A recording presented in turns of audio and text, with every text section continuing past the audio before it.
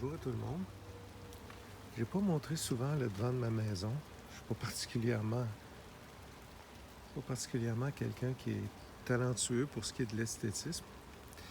Mais juste pour vous dire que la diversité, j'ai essayé de trouver une diversité qui pourrait être socialement acceptable pour mes voisins.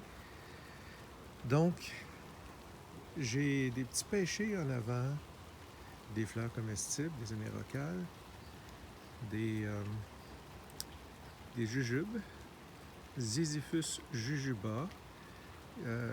Un autre petit pêcher, j'ai une quinzaine de figuiers.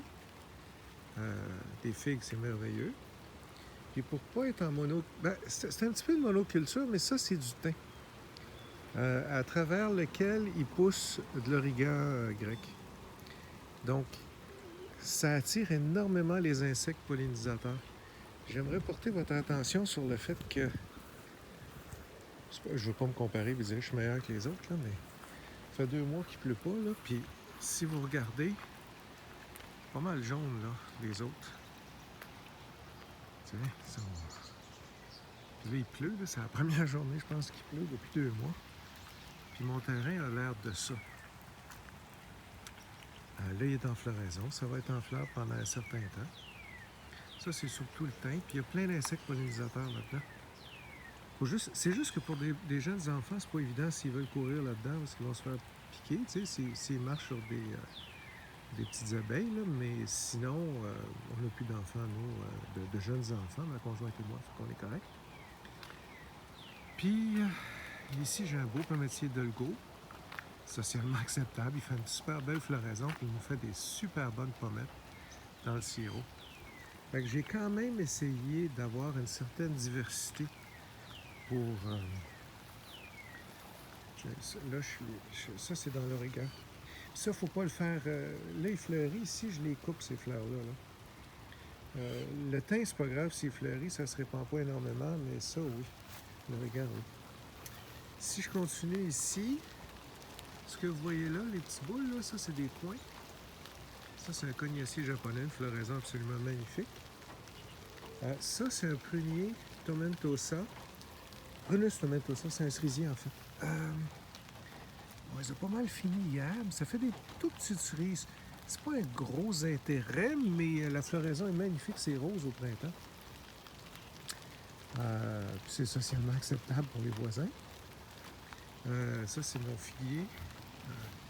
J'ai perdu le nom du cultivar, là, mais je l'appelle Champion.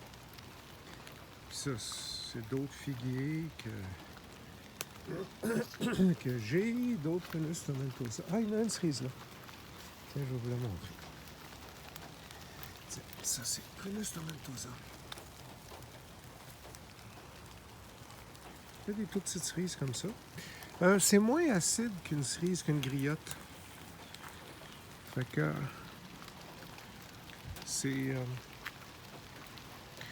Bon. Mais c'est parce que c'est un cerisier qui est souvent malade. Qui a à peu près tout. Il fait de la pochette, il a tout. Ça, c'est un Cornus Coussa. Magnifique. Ben, il n'est pas fleuri encore, mais la floraison va être magnifique. Ça aussi, ça fait des fruits, mais c'est pas très rustique. Donc, à planter plus vraiment dans la région de Montréal ou chaud, là, en tout cas. Ça, c'est un autre. C'est un autre figuier que j'ai, la ciboulette. Donc, j'ai essayé de créer une certaine diversité, comme vous pouvez voir. Là. Ça fleurit. Je suis un des seuls dont le gazon fleurit. C'est pas du gazon. Mais... Fait que... Puis bientôt, maintenant à Boucherville, les jardins en façade sont permis. Fait que ça va être encore du fruitier vivace avec des légumes vivaces, mais un petit peu socialement acceptable. Mais ça va être moins en désordre que ma cour. Merci tout le monde. Au revoir.